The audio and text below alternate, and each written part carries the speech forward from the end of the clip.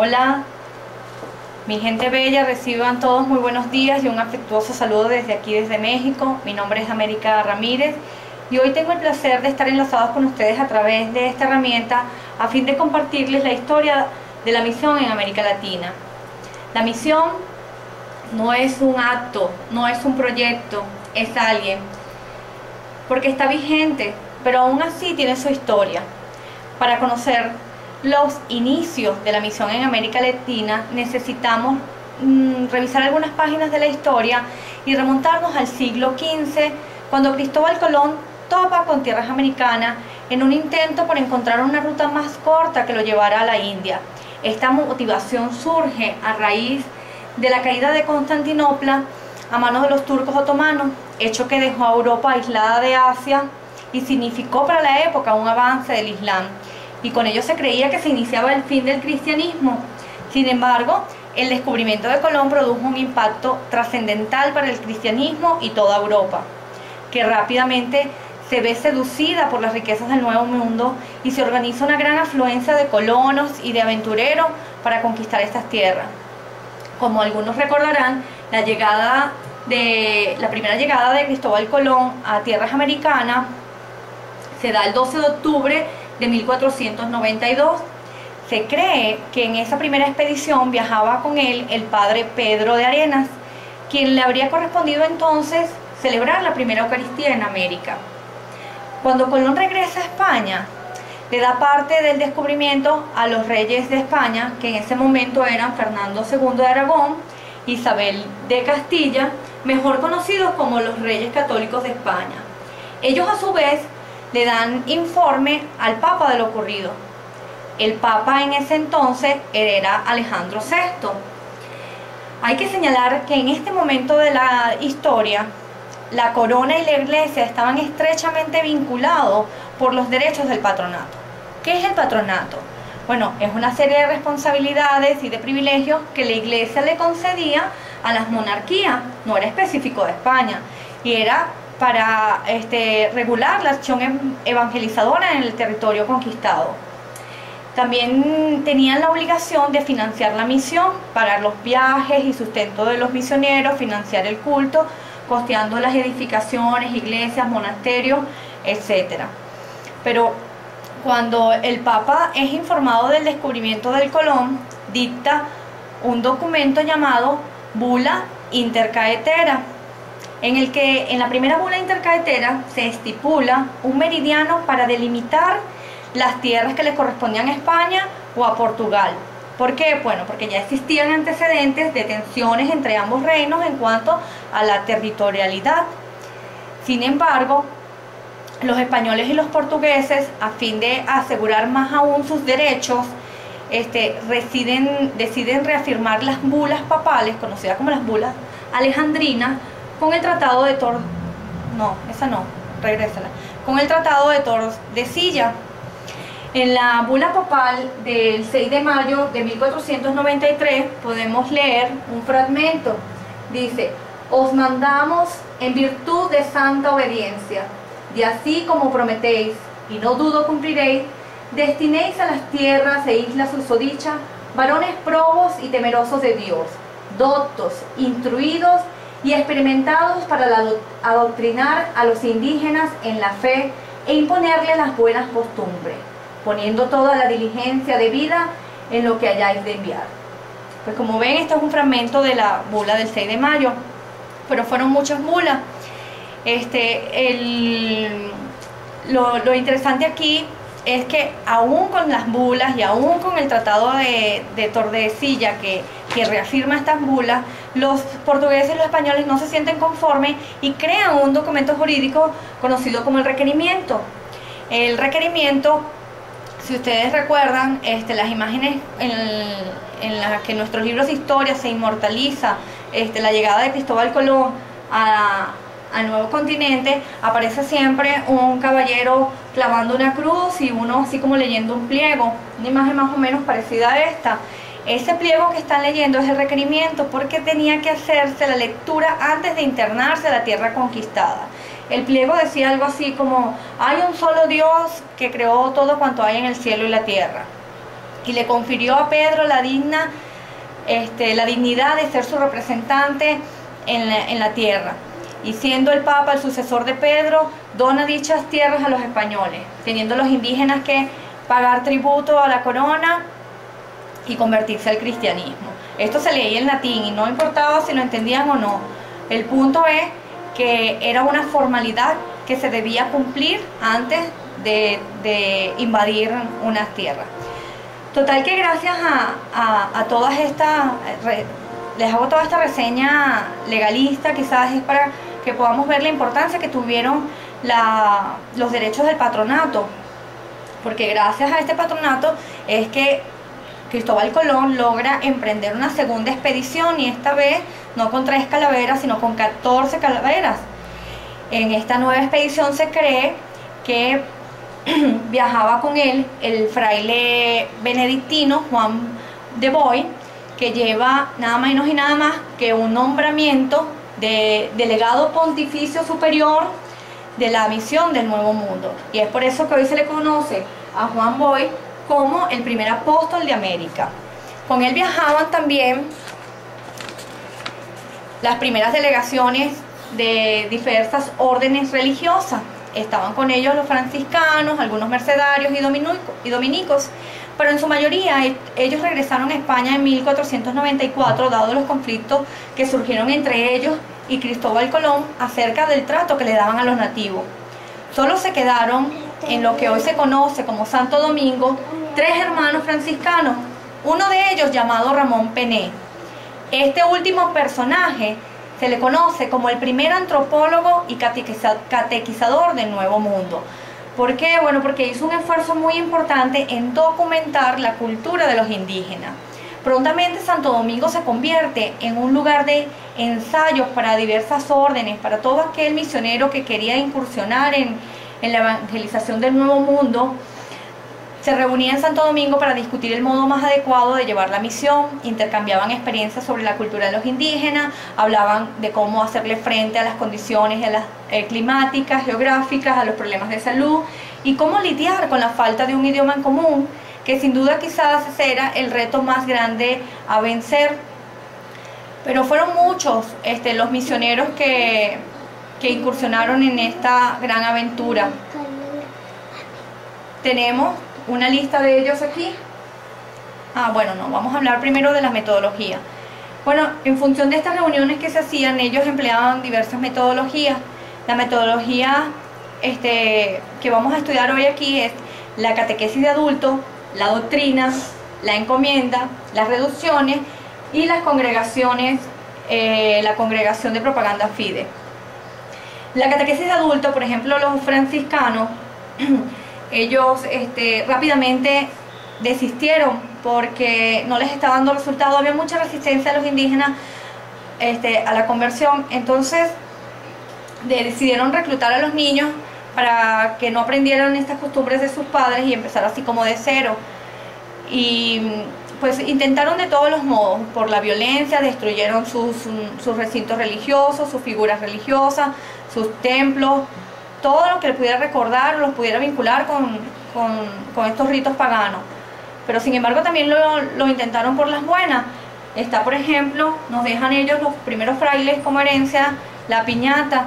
La piñata es una herramienta pedagógica que usan en la catequesis de adultos para enseñarle a los indígenas cómo ganar las gracias del cielo. Fíjense, ellos copiaron esta idea de unas lámparas en Asia que estaban llenas de sorpresa. En este caso agarraban una vasija de barro, la llenaban con cacahuates, con caña de azúcar, con maní y cualquier otro fruto, guayaba, la forraban para hacerla llamativa y le ponían 7 cuernos. Estos 7 cuernos representaban los 7 pecados capitales.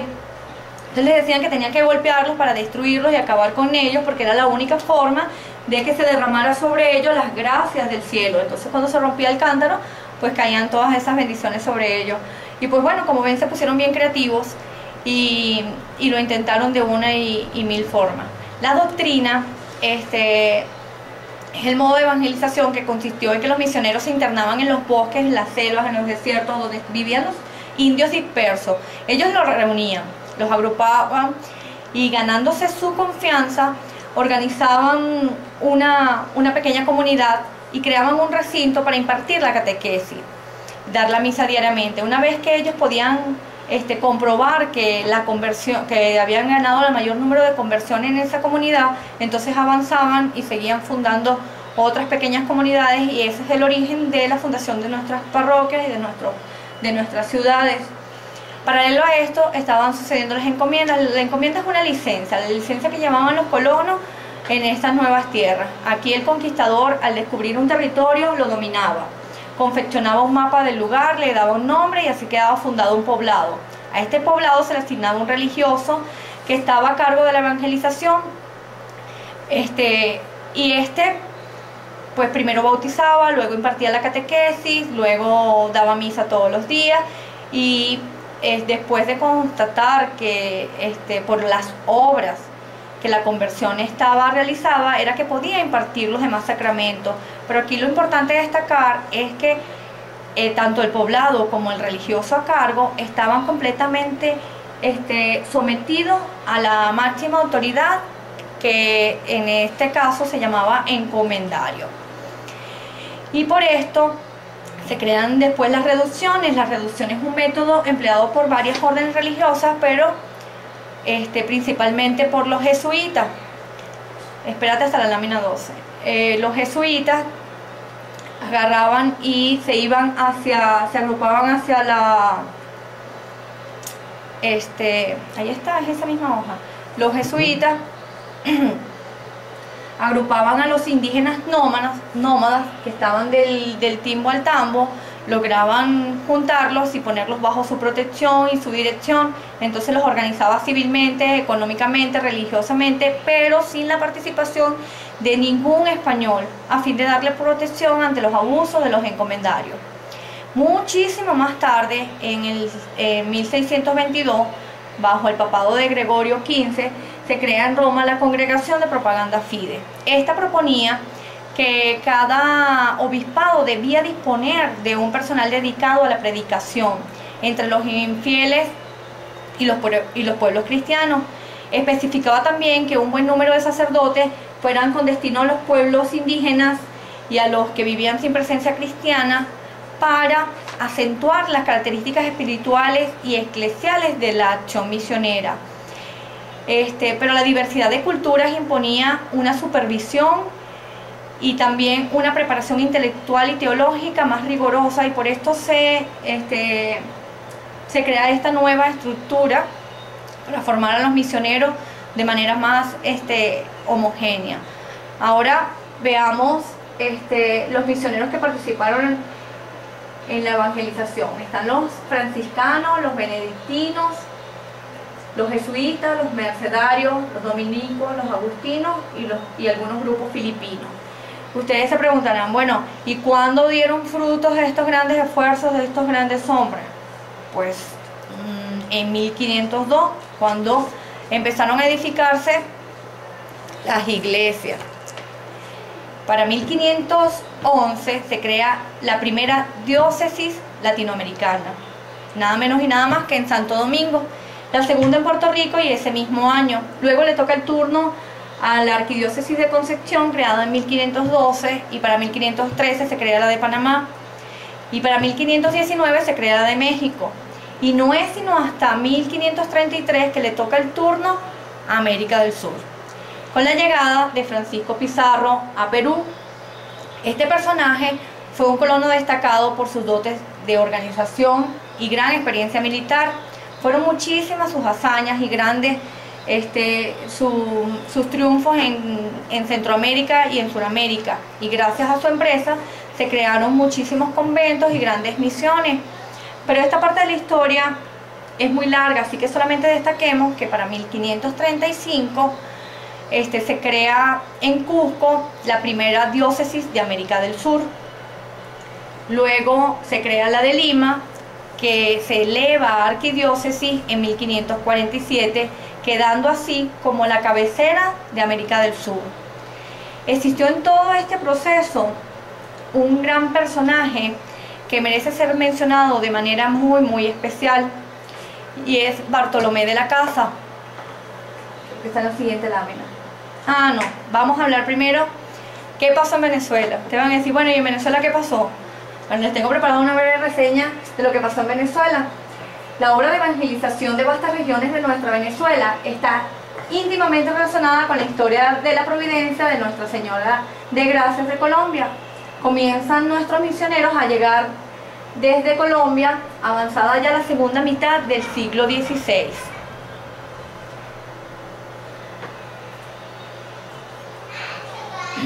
Mientras los religiosos franciscanos, dominicos, capuchinos, jesuitas se extienden por casi toda la geografía venezolana,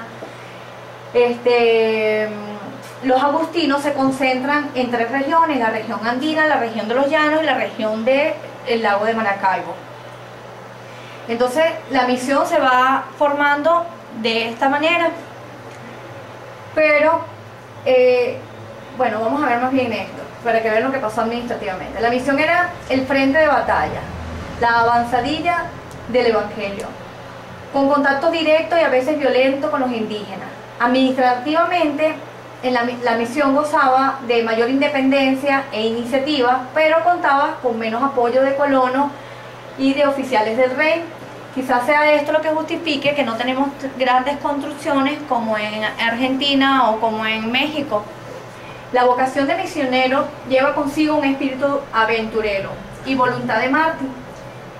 Desplazarse a lugares desconocidos, abandonar las comunidades de su propio país, convivir con infieles, adaptarse a sus costumbres, aprender su idioma, exige un gran espíritu de sacrificio y de salud a todo terreno.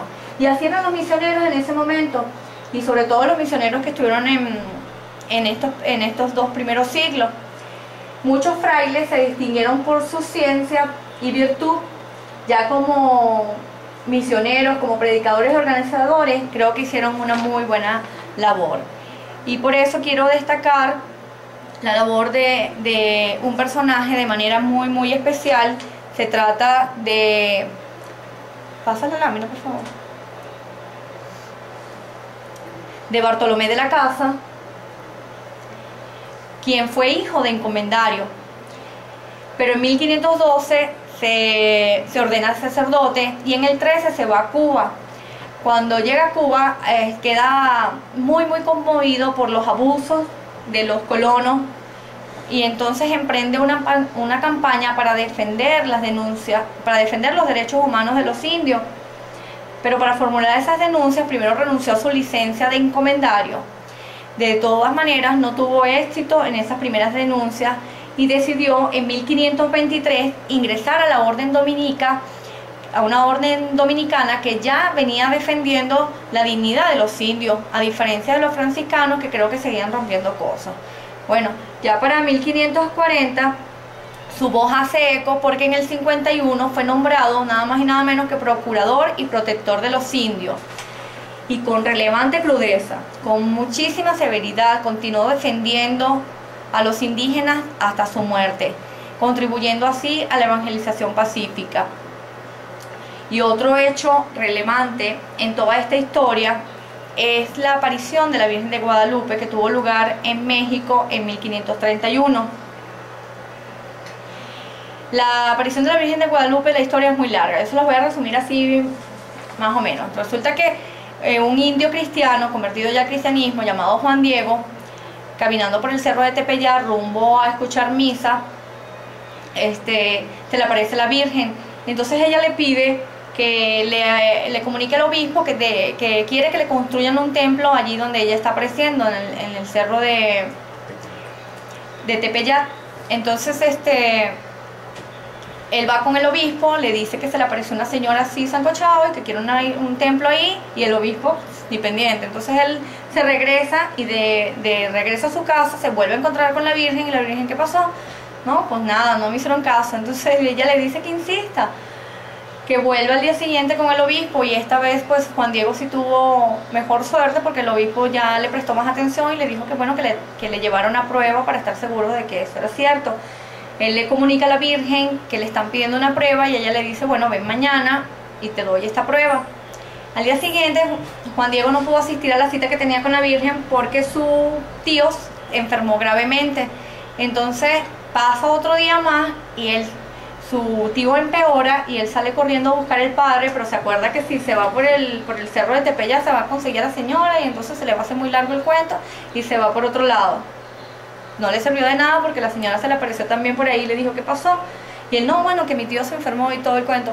Y le dijo, no, sube a buscar las flores que están allá y tráemelas. Entonces él va, busca las flores, se las trae. Ella se las acomoda en la tilma, que era algo que ellos usaban para recoger las cosechas, se amarraba del cuello y hacían así como una especie de bolsita. Entonces ahí se las acomoda y le dice, ve y muéstraselas al padre como señal de que estás diciendo la verdad, y se lo muestra solamente a él.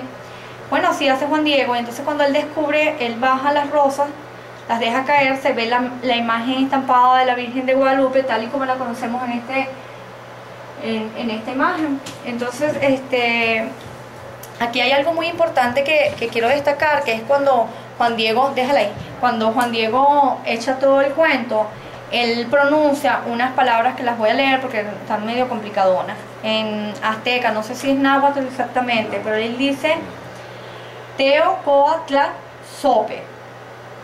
Y entonces eso quiere decir aplastará la serpiente de piedra. Los españoles cuando oyeron esta palabra les sonó algo así como a Guadalupe. Sepa. Total que el significado es muy importante porque esto fue lo que produjo la conversión de estos indios. Resulta que ellos tenían una deidad llamada Quetzalcóatl que la representaban en piedra. Era una serpiente emplumada y entonces tenían muchísimo miedo a esa serpiente, entonces por eso le rendían sacrificios y les hacían ofrendas y era parte muy importante de su culto. Cuando Juan Diego les comunica que ella es la que aplastará la serpiente de piedra, pues dicen, bueno, nada, nos vamos con esta señora. Y así es como se dan muchísimas conversiones. Llegué a leer, no lo confirmé, pero llegué a leer que en 7 años se dieron 8 millones de conversiones. Me hace un número muy exagerado, pero bueno, eso fue lo que leí.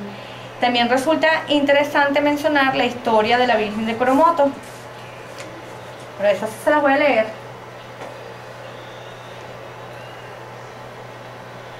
Aparición de la Virgen de Coromoto. Los indígenas que habitaban en Guanare, Venezuela, con la llegada de los españoles en 1591, huyeron hacia la selva, al norte de la ciudad.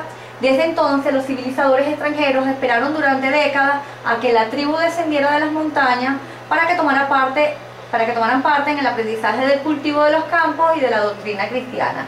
Pero eso parecía casi imposible que sucediera. Yo voy a leer ahorita todo esto.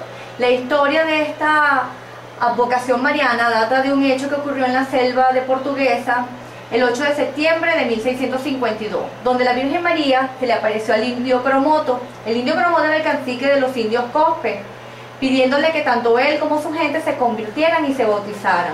El cacique le relató lo sucedido al encomendero don Juan Sánchez. Varios indígenas Cospe se convirtieron y se bautizaron, pero el testarudo del cacique Coromoto no quiso y se volvió para su rancho. Entonces, la Virgen se le aparece otra vez a Coromoto y muy molesto, alza sus brazos para agarrarla y hacer que se desvanezca la imagen de la Virgen, y es cuando queda materializada la imagen en una estampita de una fibra de un árbol, como una corteza. Y es la que se venera hoy en día en la Basílica de Guanare. Bueno, luego Coromoto es mordido por una serpiente y vuelve a Guanare herido a punto de morir. Comenzó a pedir el bautismo y al bautizarse se convierte en apóstol y rogó al grupo de indios Cospe que seguían rebeldes que se convirtieran. Entonces, a raíz de esta aparición, también vemos que se produce un gran número de conversiones. El 7 de octubre de 1944, el Papa Pío XII la declaró patrona de la República de Venezuela y su coronación canónica se celebró 3 siglos después de la aparición, en 1952. Hoy en día, cerca de Guanare, en el estado Portuguesa, en el lugar de la segunda aparición, fue construido un bello templo, el Santuario Nacional Nuestra Señora de Coromoto, el cual fue consagrado el 7 de enero del 1996 e inaugurado con la solemne Eucaristía precedida por Juan Pablo II el 10 de febrero de ese mismo año. Entonces, resumiendo, ya llegamos al final. Vamos a hacer un resumen con los personajes. Los personajes más destacados de esta reseña: Cristóbal Colón, los Reyes Católicos, el Papa Alejandro VI, fueron los que promovieron la conquista y las misiones. Tenemos que darle crédito porque, bueno, fueron los que incluso financiaron y legislaron para que esto ocurriera.